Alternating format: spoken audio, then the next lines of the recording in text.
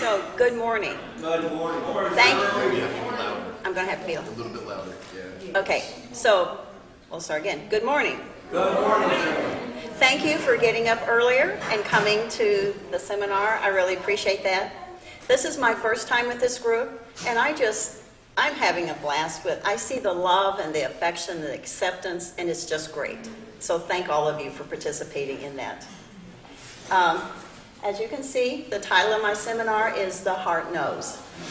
I won't be taking comments while I'm speaking, but I plan to leave some time at the end for discussion.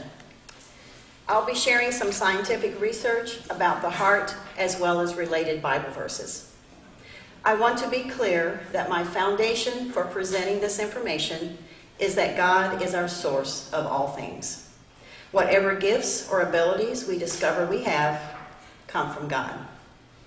I'm going to touch on various topics that relate to the heart to give an overview of the information from my research. We are probably all familiar with the phrases, put your heart into it, learn it by heart, speak from your heart. We know there's more to the heart than just the physical muscle that pumps blood through our bodies. Here's a few basics about the physical aspects of the heart. By the 25th day of life, when a woman may not even know she's pregnant, the embryonic heart has formed and started to beat. Physically, the heart is an amazingly powerful and tireless muscle called the myocardium, and as we know, is located in the center of the chest. It consists of two pumps situated side by side. Each side has its own unique energy and job to do. The left side pump is the most powerful, sending blood through thousands of miles of vessels under sufficient pressure to shoot water about 6 feet in the air. The right side pump propels blood primarily to and from the lungs, under just enough pressure to shoot water about a foot in the air. The heart beats approximately 100,000 times a day and 40 million times a year. The heart transports about 100 gallons of blood per hour through a vascular system that, if extended, could be wrapped around the earth 2.5 times. Before I get into the research about the heart, I want to look at a few of the 826 references in the Bible to the heart. I'll read the verses from my notes instead of turning to them. Deuteronomy chapter 6, verse 5. Deuteronomy chapter 6, verse 5. And thou shalt love the Lord thy God with all thy heart, and with all thy soul, and with all thy might. Deuteronomy chapter 10, verse 12. Deuteronomy chapter 10, verse 12. What does the Lord your God require of you, but to fear or reverence the Lord your God, to walk in all his ways, to love him, to serve the Lord your God with all your heart and with all your soul. 1 Samuel 16, 7. 1 Samuel chapter 16, verse 7. But the Lord said to Samuel, do not look on his appearance or on the height of his stature, because I have rejected him. For the Lord sees not as man sees. Man looks on the outward appearance, and the Lord looks on the heart. 1 Kings chapter 8, verse 39. 1 Kings chapter 8, verse 39. Then hear thou in heaven thy dwelling place, and forgive, and act, and render to each whose heart thou knowest, according to all his ways. For thou only knowest the hearts of all the children of men. Jeremiah 17, 9 through 10. Jeremiah chapter 17, verses 9 through 10. The heart is deceitful above all things, and desperately wicked. Who can know it? I, the Lord, search the heart. I try the reins, even to give every man according to his ways and according to the fruit of his doings. I have heard verse 9 used to indicate that all hearts are wicked. This has been very troubling to me as a person who wants my heart to be pleasing to God. When I looked at the context in Jeremiah 16, and the beginning of Jeremiah 17, it's talking about the sin of Judah and those who depart from God. While in the human condition, the heart can be wicked and deceitful, but those who love God, have his spirit, and walk in his ways can have a different heart. Matthew chapter 5, verse 8. Matthew chapter 5, verse 8. Blessed are the pure in heart, for they shall see God. 1 Kings chapter 15, verse 14. 1 Kings chapter 15, verse 14. But the high places were not removed. Nevertheless, Asa's heart was perfect with the Lord all his days. 2 Kings chapter 23, verse 25. 2 Kings chapter 23, verse 25. It speaks about Josiah. And like unto him was there no king before him that turned to the Lord with all his heart, with all his soul, and with all his might, according to all the law of Moses. Neither after him arose there any like him. Luke 6, 45. Luke 6, 45.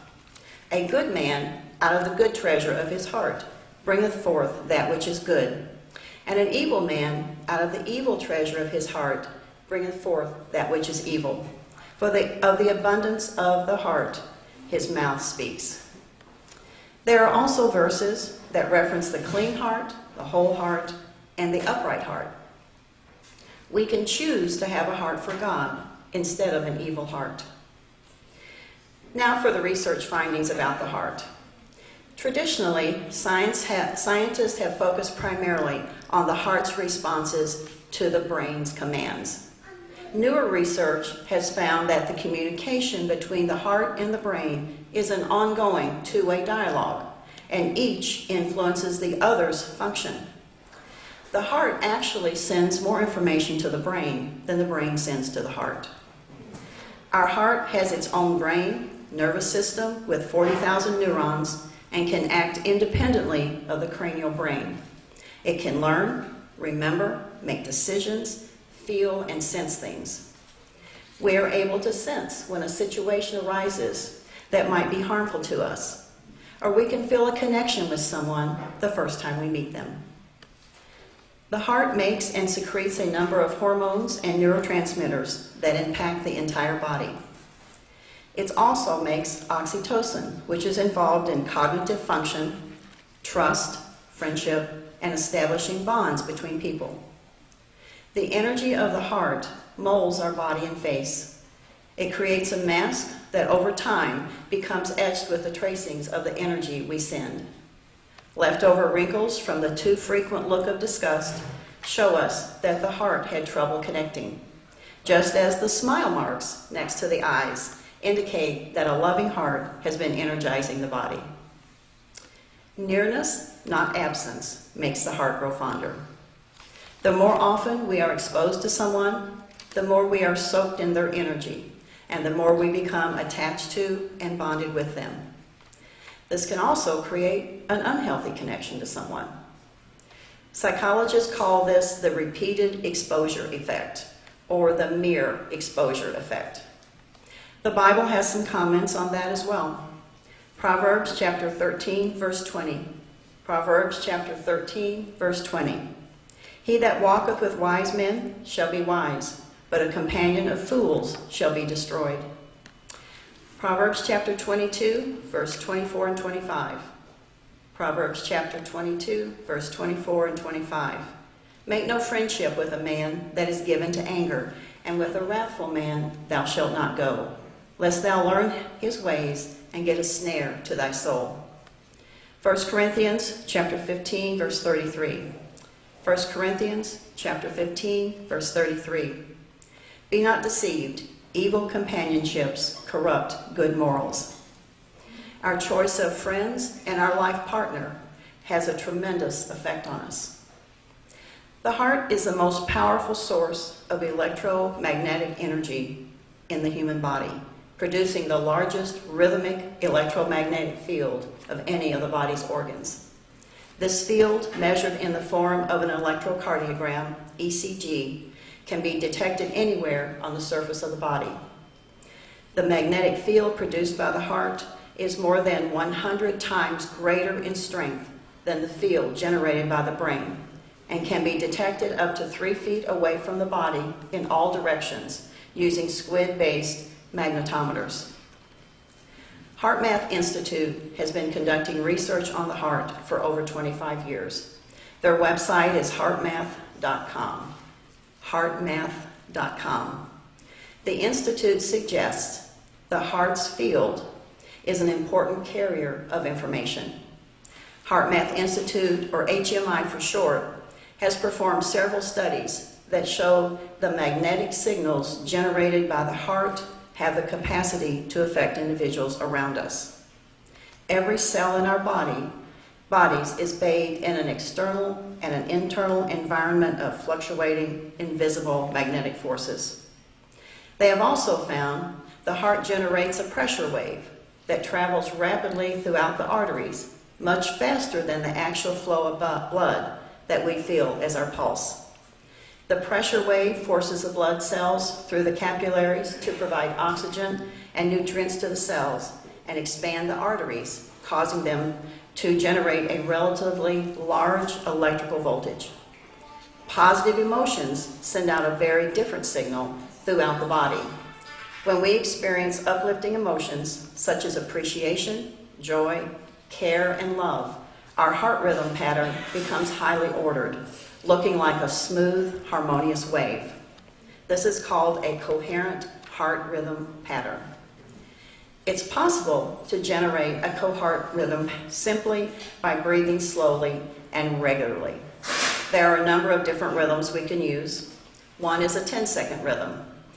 You breathe in to a count of 5, and you exhale to a count of 5.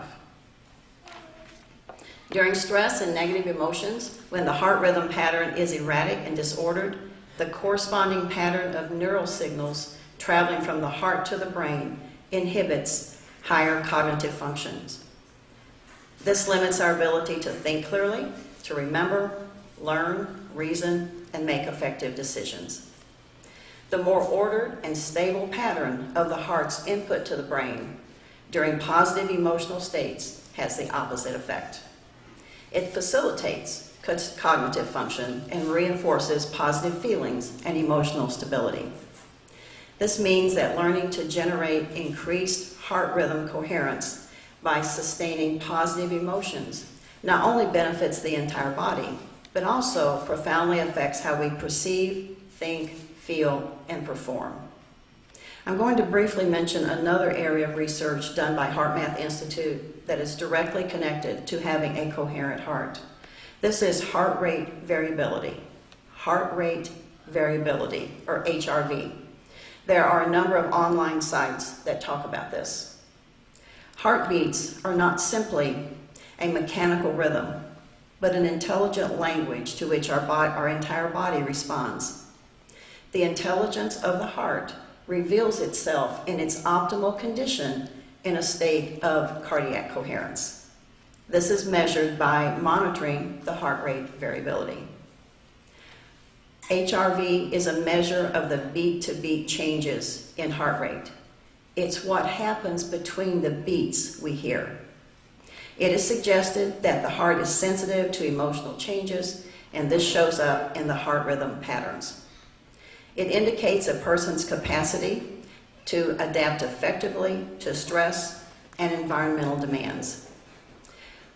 While a large degree of instability is detrimental, too little variation can also be unhealthy. We need an optimal level of variability. Emotions, thoughts, or exercise change our heartbeat. This change in heart rhythms also affects how our brain functions. Positive emotions help synchronize our body systems. The research over the last several years suggests rhythmic heart rate variability is an indicates a more optimal state of health. There are apps that can be downloaded to smartphones and devices that can be purchased that measure heart rate variability, and this can help us stay in a healthier state. The human body has many mechanisms for detecting its external environment. The most obvious are sense organs, which react to touch, temperature, select ranges of light, sound waves, etc. The interaction between two human beings, such as a patient and a doctor, or a discussion between friends, is a very sophisticated dance which involves many subtle factors. Most people, as I did, tend to think of communication in terms of facial movements, voice qualities, gestures, and body movements. There is new evidence to support that a subtle yet influential electromagnetic or energetic communication system operates just below our conscious level of awareness.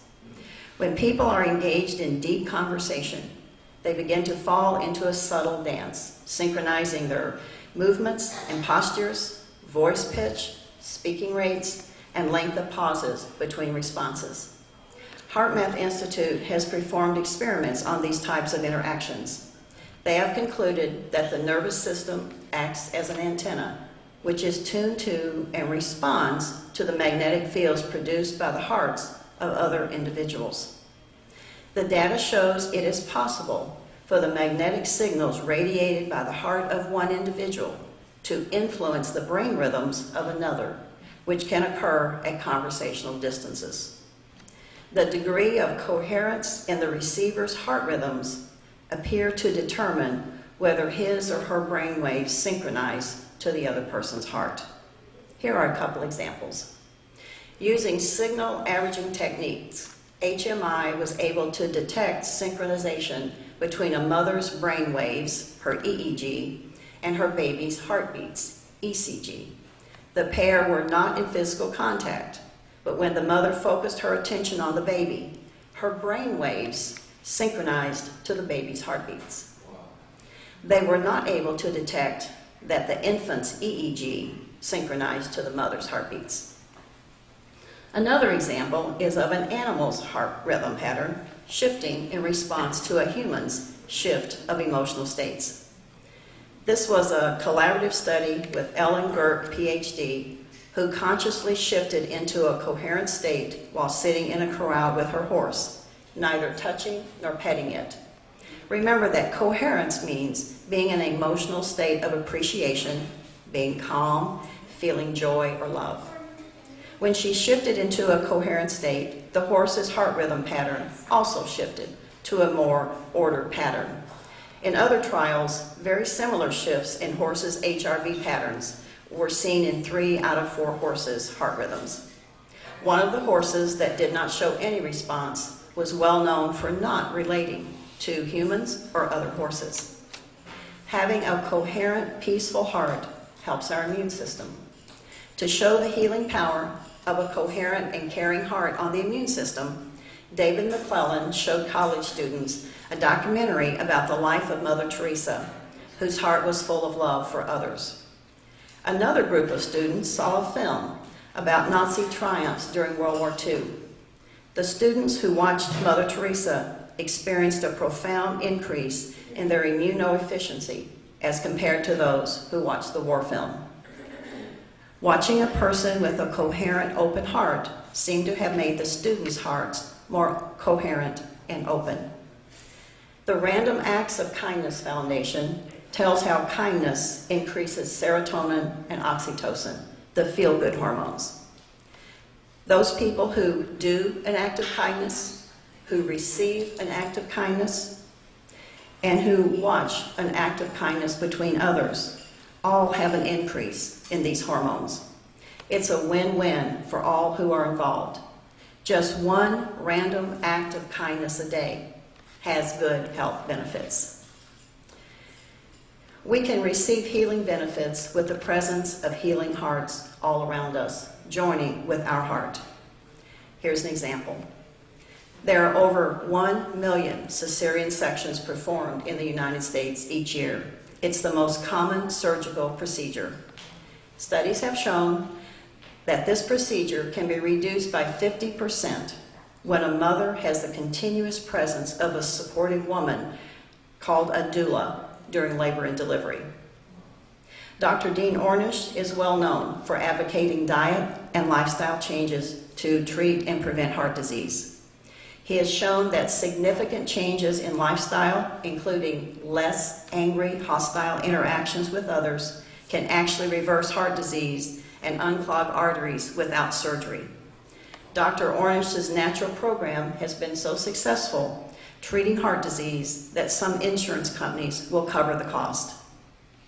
Now I want to talk about humor and laughter and how they affect the heart. Proverbs chapter 17, verse 22. Proverbs chapter 17, verse 22. A cheerful heart is a good medicine, but a downcast spirit dries up the bones. Humor is one of the best ways of avoiding aggression, releasing tension, reducing anxiety, and enhancing immune function, all of which are healthy states for and of the heart. It also helps to prevent heart disease. Laughter is the outward manifestation of increased heart rate and oxygen intake, accompanied by some of the most healthy physiological changes that can happen to our bodies. A hearty belly laugh exercises the diaphragm, contracts the abs, and even works out the shoulders, leaving muscles more relaxed afterward. It provides a good workout for the heart. People who laugh a lot on a regular basis have a lower blood pressure than the average person. Regular laughter can be like getting a gym membership for your heart.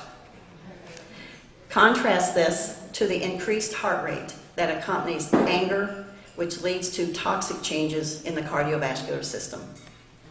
Sometimes we laugh until we cry. These tears from laughing connect us with others and lighten our burdens. Our emotional tears from both laughing and sadness have a different composition than what is present in what's called basal tears we have from cutting onions or from irritated eyes. The chemicals found in our emotional tears appear to help us heal.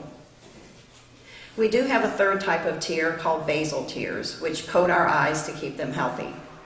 An interesting side note, according to the American Academy of Ophthalmology, is that we make 15 to 30 gallons of tears every year.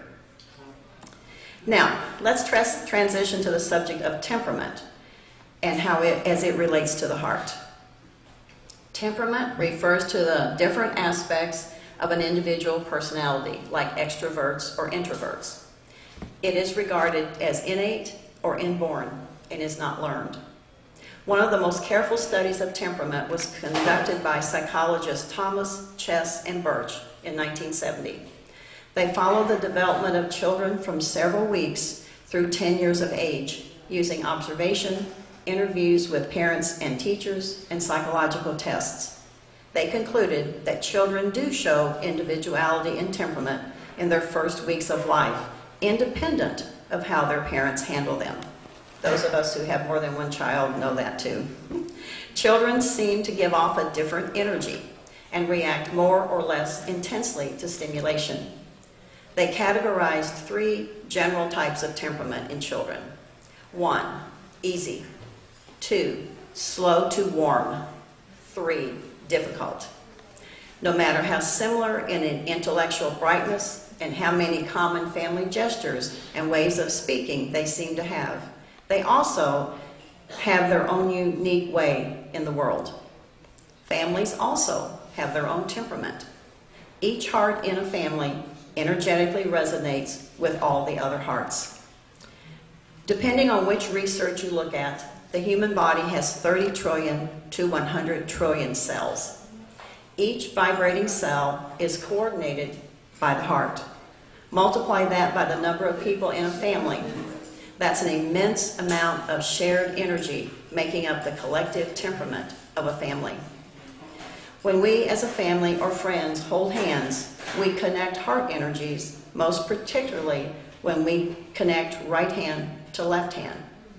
When a family joins hands to say a prayer or blessing before a meal, they are joining hearts and create an energetic loop of connection. Yoshiki Kuramoto was a professor of physics at Kyoto University in Japan. He researched how like things in close proximity will synchronize with each other in a short period of time. Some examples of this are: a crowd of people begin clapping, and soon they are clapping in unison. Metronomes placed side by side sway into lockstep. If 2 tuning forks are tuned to the same frequency and you tap only one, The second one will soon begin vibrating in sync with the one tapped. Two grandfather clocks hung from the same beam will synchronize their pendulums in about half an hour. While we each remain our unique self in the family setting, we also integrate with the family in many ways. I have a story to share about twin boys relating to temperament. In 1979, identical twins Jim Springer and Jim Lewis were reunited at age 39 after being separated at birth and placed in different homes in Ohio. Here are just some of the remarkable similarities between these identical twins that lend support to innate energetic connection. Both twins had been named James by their adoptive family. Now, of course, they didn't have anything to do with that. They had each been married twice, the first time to women named Linda, and the second time to wives named Betty. They each named one of their sons James Allen. They each had owned a dog named Toy. They both reported a preference for Miller Lite beer, chain-smoked Salem cigarettes, and drove Chevrolets. They each enjoyed the hobby of carpentry, which they practiced in similar basement workshops, making similar things. They both disliked baseball and said they were stock car racing buffs.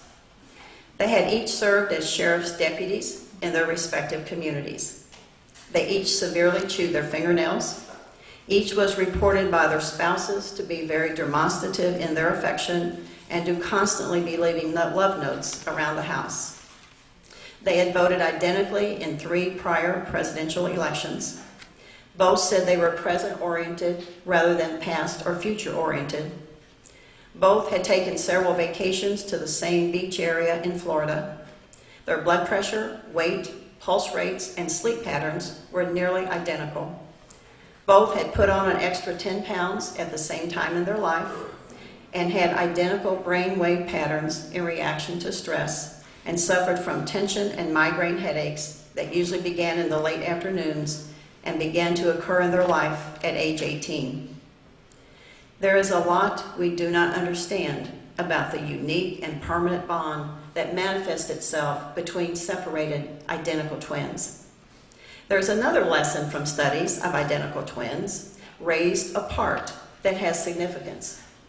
Twin researchers know that identical twins reared apart are more identical than twins raised together. Free of the struggle to differentiate and create an individually unique identity, which is experienced by many identical twins reared together, the energetic bond that exists between all identical twins may be free to play itself out. Now I'm going to share some information from heart transplant patients. I'm not sure what to make of these stories that I'll tell you, but they are part of the information I found, so I wanted to include them. While these events may be in the minority, they are recorded as true accounts. There's a lot of information about heart transplant patients in the book, The Heart's Code, by Dr. Paul Parasail. He was a psychoneuroimmunologist. He lectured around the world to various organ transplant organizations where he collected dozens of accounts of amazing stories that seem to indicate that some type of cellular memory exists and that the heart played a major role in the recovery of these memories. He recorded the reports of 73 heart transplant patients and their families, 67 organ transplant recipients, and 18 donor family interviews. He also interviewed 3 transplant surgeons and collected many anecdotes and clinical experiences from doctors, nurses, and researchers. He heard stories from professional healthcare workers who attended his various presentations. Here's a short history of heart transplants. The first animal heart transplant was done in 1959. The first human heart transplants began in 1967. By 1984, heart transplants began to offer hope for a long and healthy life of those whose own hearts had failed. A new respect for the unique nature and power of the heart began to emerge. The subtle effects on personality and consciousness reported by certain heart recipients, transplant recipients, provided what Dr. Paracel calls the heart's code. Those receiving a new heart may be concerned about how the donor heart will influence their personality. This can be very threatening to the self-concept. These concerns are significantly stronger with heart transplants than any other surgical process. Following their transplant, some recipients reported dreaming about their donor. The most commonly reported cellular memories described by the recipients are new smells and tastes related to those of their donor. They may also have new food cravings, new interests, and a change in the type of music they like. These memories may come along with the cells of a transplanted heart. Now I'm going to share 3 stories with you from heart transplant patients. Although these stories are bittersweet, they reveal interesting information. Glenda and her husband David were in a head-on collision, seeing bright lights headed straight for their car. Moments before the accident, the couple had argued over something silly and were driving in silence. The cars collided, and there was no chance to say, "I'm sorry." Glenda survived, David did not. Years later, Glenda requested to meet the young man who had been saved by the gift of her husband's heart. She waited with Dr. Paracel in the hospital chapel. Glenda is a practicing family physician. She is well-versed in bioscience and admires the rigor and healthy skepticism of modern science. Now, however, the power of something that transcends common sense was tugging at her heart. "David's heart is here," she said to Dr. Paracel. "I can't believe I'm saying that to you, but I felt it about a half hour ago."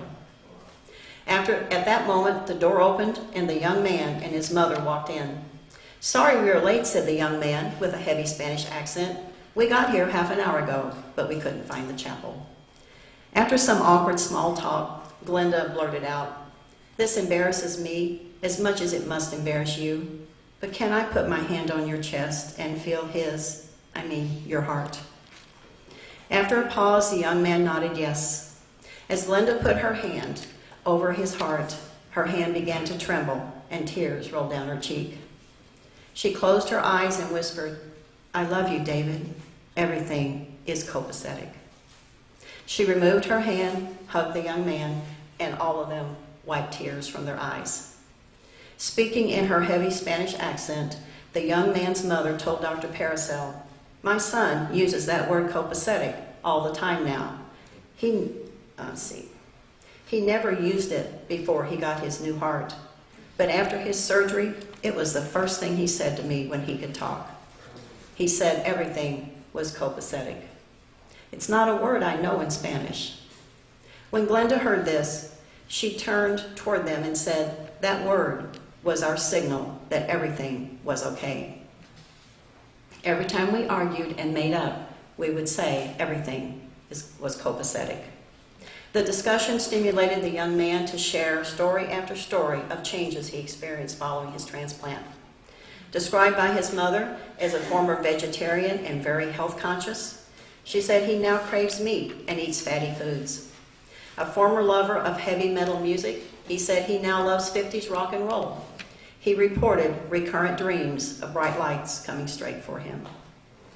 Glenda responded almost matter-of-factly that her husband loved meat, was a junk food addict, and played in a Motown rock and roll band while in medical school, and that she too dreams of the lights of that fateful night.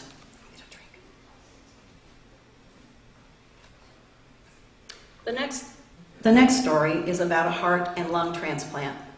Through a process called domino transplantation, a patient with failing lungs receives a combination of a new heart and lungs from a donor and donates his heart, if it is still healthy, to another person. This type of transplant is much more successful than a lung transplant only. Dr. Paracel met 2 men who had shared the same heart, Jim and Fred. Jim had nearly died of cystic fibrosis, which affected his lungs, but his heart remained strong. Jim received a healthy heart and lungs from a donor and donated his healthy heart to a man named Fred. It seemed, at least to some degree, Fred had received a large portion of Jim's personality along with his heart. Fred told Jim that the new food cravings he had experienced since getting Jim's heart had persisted, and Jim verified that these had been his own preferences before his transplant.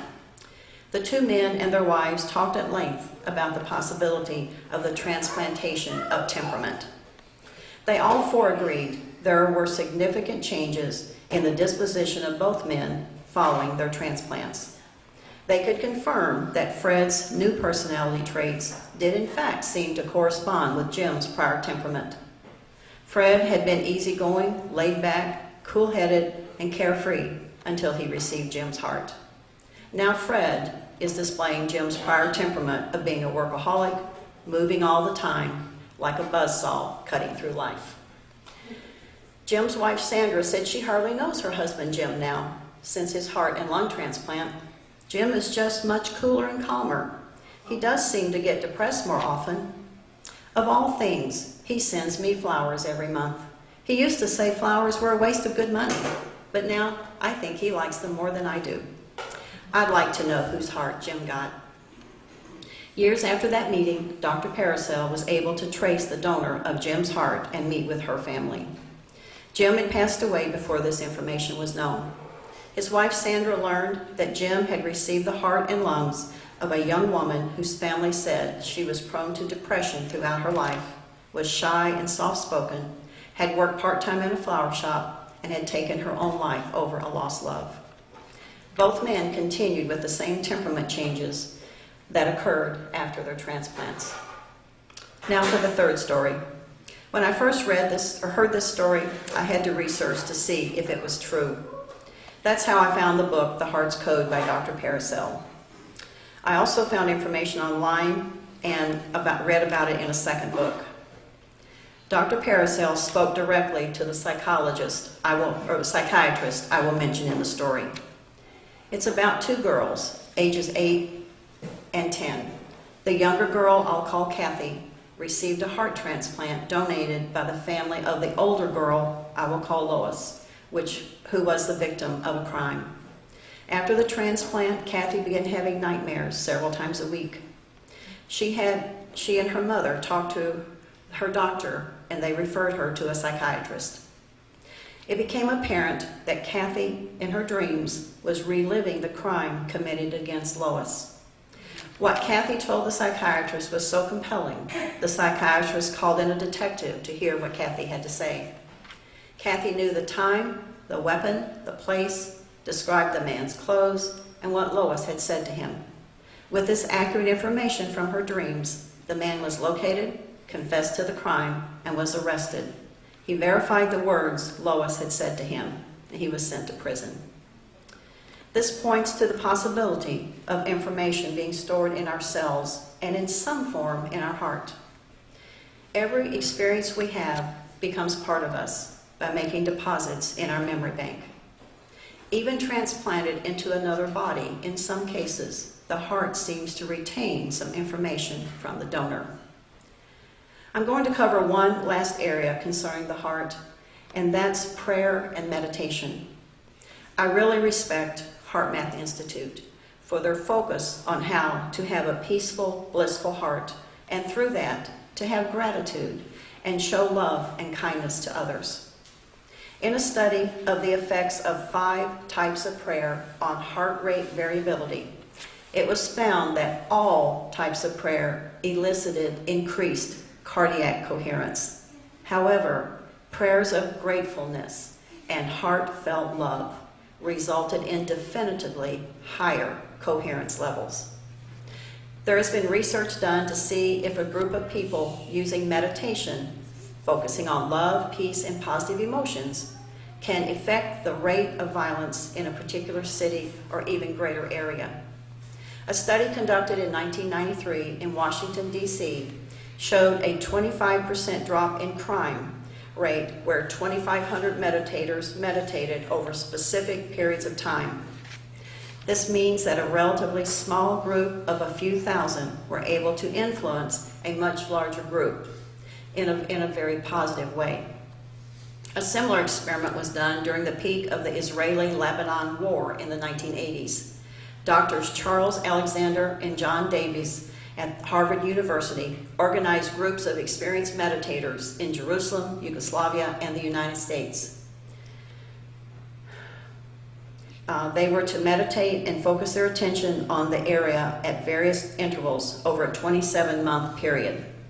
After controlling statistically for all possible variant influences during the course of the study, researchers concluded the levels of violence in Lebanon decreased 40 to 80% each time a meditating group was in place, with the largest reductions occurring when the number of meditators was largest.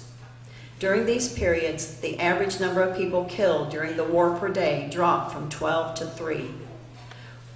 War-related injuries declined by 68%. Intensity level of conflict, another of the study's measures, decreased by 48%. The findings suggest that some aspect of consciousness may directly create effects in the material world.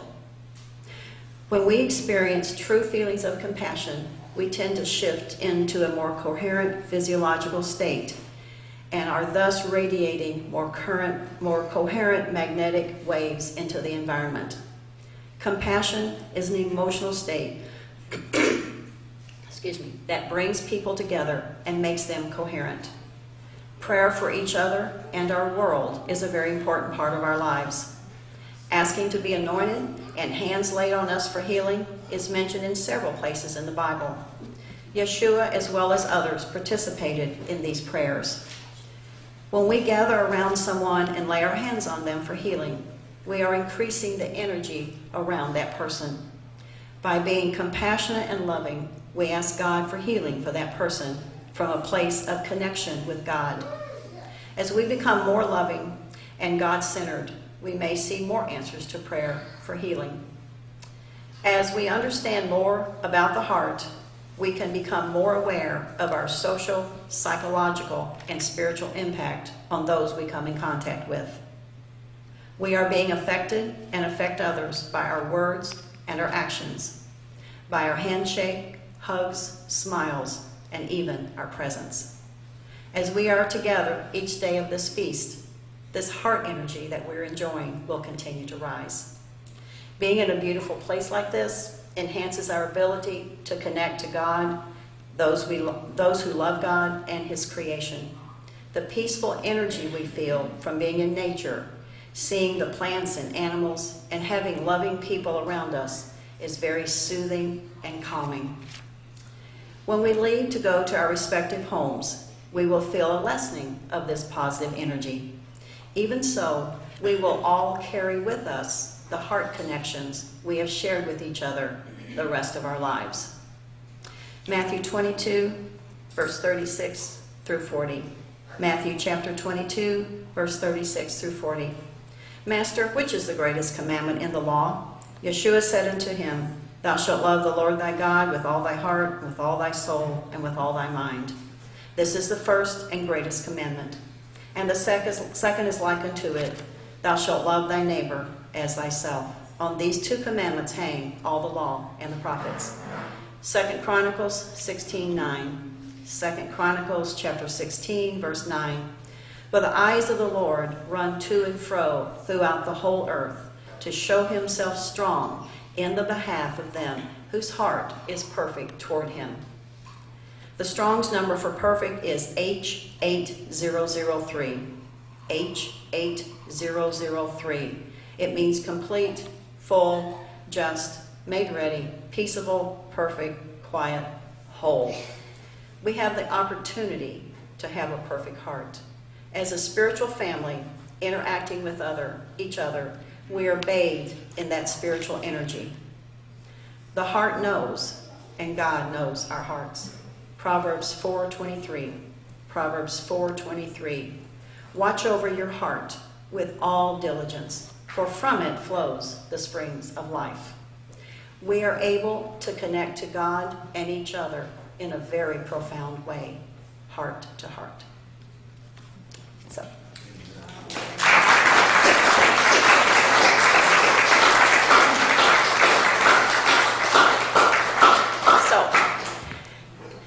comments or questions or getting the microphone ready. I now understand excuse me, I'm sorry. I now understand, Shirley, this uptick in joy my wife feels whenever I come near her. I now have a name for it, coherent heart rhythm pattern. So I appreciate that. I've never been able to grasp the name, but now I have. Okay. Now when you tell everybody, everybody's going to think you're really smart. The word you are referring to is tamim. You know, the Okay. sacrifice of the lamb. It has to be tamim, without blemish. But it also happens to be the main word back in Genesis, either 25 or 27, that differentiated Jacob from Esau. Mm-hmm. He was tamim. And the translators, you know, you could go almost any different direction you want with the word, but he was peaceable. He was a intellectual, thoughtful type person who meditated about the promises of God. Mm-hmm. Others? Can I get a copy of this? My family needs this badly. It'll all be on the website in a month or so. Yeah, in a month. Yeah. Okay. Let's face it, folks, the ultimate heart transplant surgeon is Yahweh. That's right. That's right. Amen to that.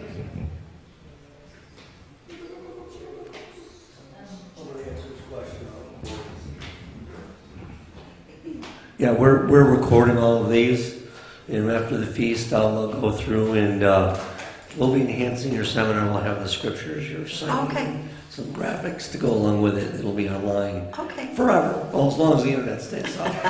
And then you'll just go to www.lblfeastoftabernacles.com, and it'll say sermon replays, and you just click on there, and you can scroll down and pick all the seminars. And all of our sermons will be up online. So the only thing I would add to your excuse me, my voice is losing it. When you mentioned animals, and I thought I'd share the story.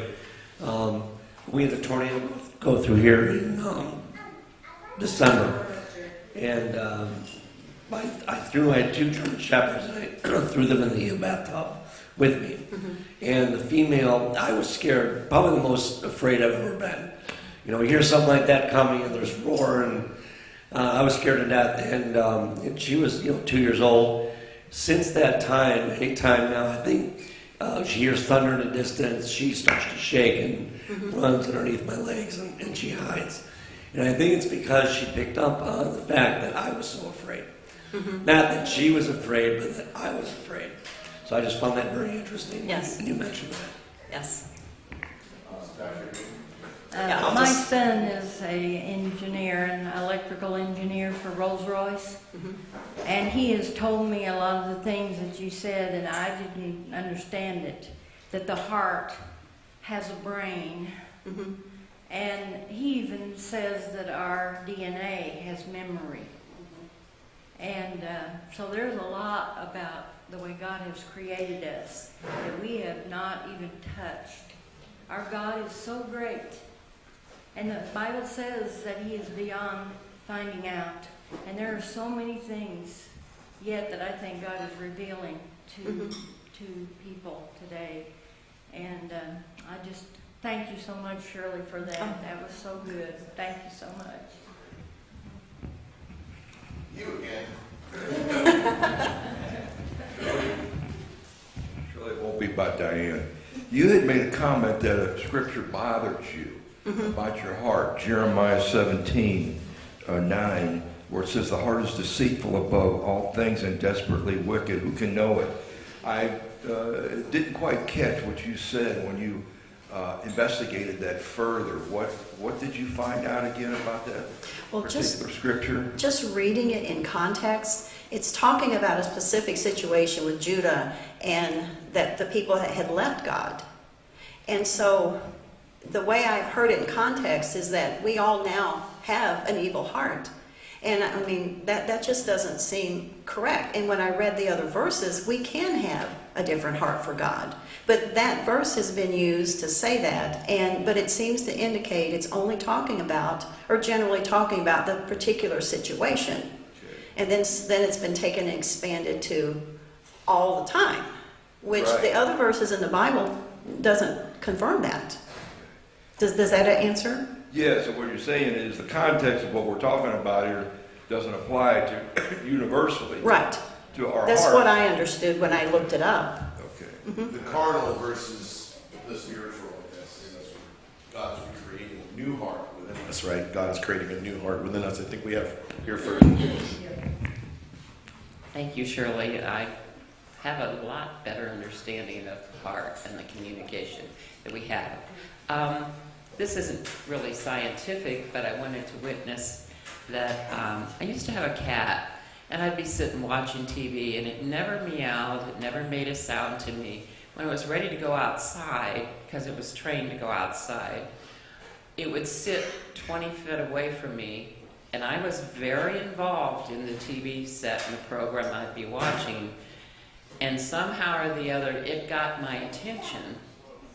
And I'm thinking it's through the heart, because it never made a sound. I was concentrating on TV, and there was an interruption in my emotions, and I'd look over at him, and he would start walking towards the door. And I always thought there was, back in the 80s and 90s, they talked about telepathic, you know, but there was something different. It wasn't through my brain, because my brain was concentrating on a program. So I really appreciated that, and I think it'll loan a lot to my relationships with people to have more touch and more understanding of how I'm communicating with them. Thank you so much. Oh, you're welcome. I want to make a comment before Todd talks.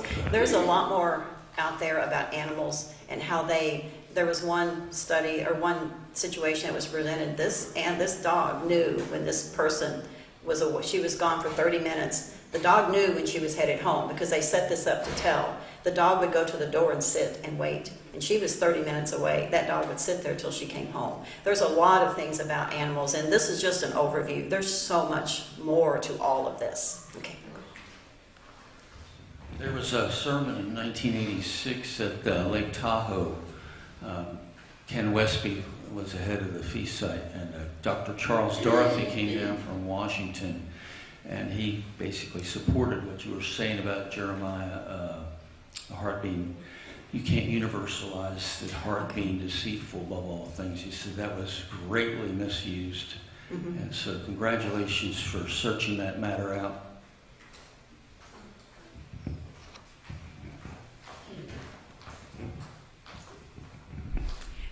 I had a cat, and I had made an appointment for him to be neutered. And so I did get the cat carrier handy, and he disappeared the night before, and I never saw him again. What a happy ending there. I thought it was going to be something, you know. Oh, say it again. You missed it. He wasn't paying attention. I had a male cat, and I had made an appointment for him to be neutered.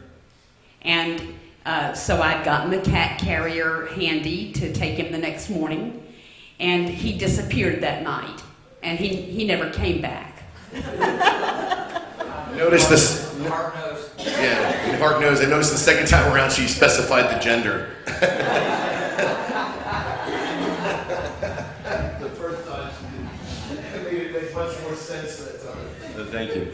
My daughter, Kristen, in the wheelchair here, you've seen her. She won't be here today. But 5 or 6 months ago, somebody gave us a partially trained dog. You've seen the dog. And that dog knows when she's in trouble, and will come out and bark at me if I'm in the living room and run for the bedroom where she is. And when she has this problems from the waist down, she's paralyzed, but sometimes the nerves work, and her legs will start trembling and cause her to urinate and all this stuff. When her legs start trembling, if you can push on them, it will ease the pain. And the dog will go in there and jump on the bed and lay on her legs when that happens. Wow. I mean, it's awesome. The dog's only been with us 4 or 5 months now. And the lady that owned the dog for the first 5 years joined the Marines. And I said, oh, poor girl. You know, but my family experiences growing up and my military experience on top of that, I really need a copy of this. And I have a computer, but it's a communist and it hates me. I really need a copy that I can listen to and play back if that could be had. But thank you guys so very much for what you have done for us here this year. Thank you. I have one more comment. This has implications for mRNA technology. Too bad people couldn't hear what you presented before they took these shots. Because with people we've known closely, well, they're just not the same person. Must be your religion. So I just wanted to say that there was one comment during Shirley's presentation that I think will resonate with me for a very long time. And if I have this correct, I think you said that there's a higher coherence level with prayers of gratefulness. That's heartfelt and grateful. And Yes, okay. it was significantly higher, it said. Okay, so I feel like that's speaking to my heart to be more intentional about spending time in prayer or meditation or even sharing with people moments of joy, of thankfulness, and what was the other one you said? Joy, Joy, love, love. gratefulness. Just to be more intentional about sharing what God has given us with others. To me, it's passing it on. So thank you, Shirley, very much. I can't help also just one quick comment. All this reminds me of something I heard about when I was a kid. My mom, it was before the internet by far, and it was a study done in Japan by a scientist of some sort that had to do with, and I guess not so much the heart, but it's got to be connected to some degree, about meditating over water and then looking at the water in a microscope and seeing how the crystalline, or I don't know, microscopic level, things were very beautiful looking, like snowflakey. Right. Better lack of a better way. And then at the opposite was being angry and hateful over that water, and all those molecules were all messed up looking and chaotic looking, which is, it's got to be connected somehow. Yeah, I think they freeze it and then it shows what the crystals look like. There's a book about that. Yeah, I mean, it seems so related Yeah, somehow to I'll- this. You know? Oh, Caroline, yes, okay. I just wanted to make a quick comment. I walked in a little late. I got here a little late, but in just what I've heard, it puts the verse talking about when two or more are gathered in my name. It just gives that a whole new dimensional meaning when you understand how the heart affects and the coherency between and how those prayers go to God. I thank you. That is a whole new enlightenment for me. Exactly on that same thing I was thinking when this gal right here, I'm not sure her name, but when she said that I was thinking about the Bible scriptures, how it just really does prove time and time again that, well, he says we enter his gates with thanksgiving and praise, and it's just throughout the Bible, death and life are in the power of the tongue, you know, everything just ties together. It's just so beautiful. And we've been really finding too in our congregation too that, man, just like I have a girlfriend back home and she just says, Mel, what are you doing? She'll call for prayer all the time and it's just like, get your hands up, get your hands up. And it's just really been so good for me. I can be cooking in the kitchen and it's like, get your hands up, praise God, just praise and praise him. And it's been so beautiful. Wouldn't you say for us at our congregation too? And then I did have a question. You had said that I loved it, but I didn't catch it. That there's a word, a Hebrew word. I think it was the Numbers, and it said we have the opportunity. You had said to have a perfect heart, and I thought how beautiful it was, like number 7 something. Was that Tommy? 8003, I think. H 8003. Perfect. Oh, that's just so beautiful. How like him, it just ties everything always together. That came Thank up you so much. recently that came up recently too, in conversation or discussion, that whole might be a better, Todd, maybe you might help, that whole might be a better translation in some of those situations than perfect, becoming whole. Right, We can't be perfect, we can approach it and try. right. Go ahead, Mel, and then we Well- have Janine, and then you're next. Yeah, I just want to thank you for this. This has been so enlightening. It's just wonderful, and I love it. And I want to share experiences that I've had through the years with people that I'm close to. I'll be thinking about them, and they'll call me. And I know that happens with other people too, but it's really something. Thank you. Janine? I want to go back to something that Bernard brought up about the water, the frequencies, how words affect Yes, the shape of the water, yes. crystal, not the crystals, The but just even the molecules. ripples of the Yeah. water. And anger, loud or boisterous, unharmonic music creates these ugly ripples. And the praise, our bodies are what, 90% water, 80, whatever it is. Right. And so, just the effect of the praises, our music, the words of praise affects our body physically as well as through the heart. Right, I mean, since we're so much water. And so Then- that's why singing praise, it calms this whole environment. Yeah, I should have said it before too.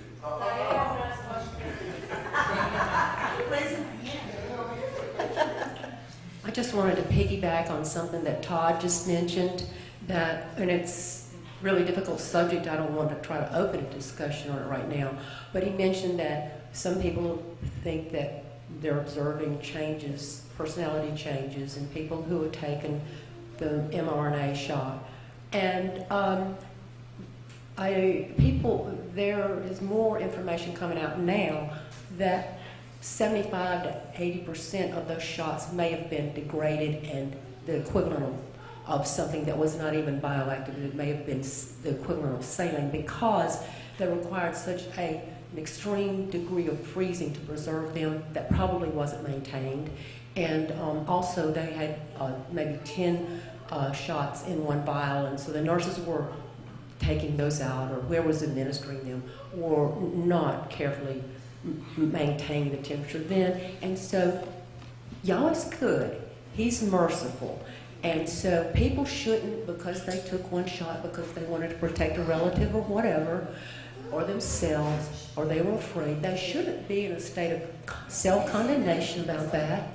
They need to thank God that they have the health they have and forgive themselves and move forward and become more aware of all of these delicate interactions, because we are such a marvelous creation. That's what we're really doing today, is worshiping Him about the complexity that we can't even comprehend. And we do not need to beware to not let man enter our creation again and alter it. That's Okay, Janine took my thunder on the water and the body. That I was going to talk about praise and worship and prayer and how you feel because your body's mostly water. But the number two, when you were talking about animals and pets, that's why there are so many animals now that can help with seizure patients and diabetes patients and heart patients, because they can feel, their heart knows and their senses know. And it's just amazing how God made them that way. In the study by Dr. Emoto, there was an interview done subsequent to that, and the interviewer asked the question, well, is it important to have a lot of people, or what are the elements that you're looking for with trying to accomplish this unity? And he said, no, it would be better to have a small number of people with focused unity than a large number where people are distracted, thinking about what I'm having for dinner or what I'm going to wear or what's going on back on the home front. So the people truly putting their hearts and their minds together had a much larger impact than a larger group of people that were distracted. Interesting. Very interesting. back to what Erica said. My brother-in-law, my sister, had this little dog, I forget, cute little dog. And at one point, he kept licking my brother-in-law's ear. Just started doing that, licking his ear. And I thought, that's weird. But he found out later that he had cancer, but the dog knew it before he did, before the doctor did. There's something that the dog said something was wrong. So, I mean, that's heart communication. Pretty amazing stuff. That happened to my dad as well. He had a skin cancer. I don't remember where it was. This was several years ago. And the dog he had at the time kept coming up and licking that spot on him. And it wasn't it wasn't an aggressive terminal type cancer, but they were able to get that removed because the dog, like you say, the dog sensed it. Your dog acts weird, it's probably the reason. Other comments? Any questions or wisecracks? Is it okay? With this crowd, right? I got one comment. Actually, it's relative to some of the talk about the RMNA, whatever it is, and concerns about, well, gee, am I doomed? There's something that recently was brought up in our congregation, that there's that scripture that talks about the sins carrying down through the third and fourth generation. And sometimes we stop there, we don't say the rest of the scripture, of those who hate me. In other words, if your parents or grandparents had some horrible sin going on, right, don't feel doomed that you have to take that burden of the curse of that sin, because it says of those who hate me. So if you don't hate God, you can break out of that curse if you follow his way. We have, again, you said the great physician is the creator. And so he can overcome anything that we mess up here on this planet. You got something? Yeah, Ruth the Moabitess, through her belief and knowing that the Israelite culture was infinitely better than her own, broke that curse of 10 generations, that they couldn't enter the sanctuary of the Lord for 10 generations. She got in within 1 generation, because she was a daughter of the lady at Jericho, Rahab. She was related to her, not more than 1 generation distant. So if you look at the genealogies. But anyway, the word for physician in the Bible is rapha, which means to make moist or plump, and simple is used for a physician. So Yahweh Rapha is the one who is our healer and our physician, but some people believe it means to restore to original condition. So we've seen a lot of people who've taken the vaccine, thought they were going to die, turned to Yeshua or turned to Jesus, and he answered their prayers, and they came through it.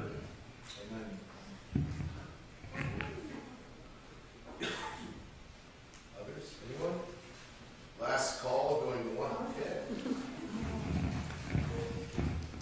You were talking about animals. We had a black lab that was very comforting when we were grieving, and my son was killed in 2012, and that dog would come over, every time I sat down, come over to me and put his head right there, and just knew that I was hurting, and he did that for several weeks until I started feeling better. The dog just knew. It's amazing how it works. It is. Oh, okay, that brings up something that I'd forgotten. Last year at the feast, my husband's dog passed away, and we both have had Yorkies, and she was his. Her heart was bonded to him, and same with my dog. Well, the instant that she died, my dog, still my dog, but took every opportunity it could to comfort. He would actually, and he's not he's a lap dog, he's not up in your face licking, but I had seen him literally crawl up on my husband's chest and lay his head on the shoulder. And as much as that dog is still mine, he sees a need and he feels it with my husband. And it was like, no, I'm mama's dog. And that doesn't go on. And it happened instantly after the other dog died. Anyone else? Going once, going twice. Sold! Shirley. Thank you for your responses.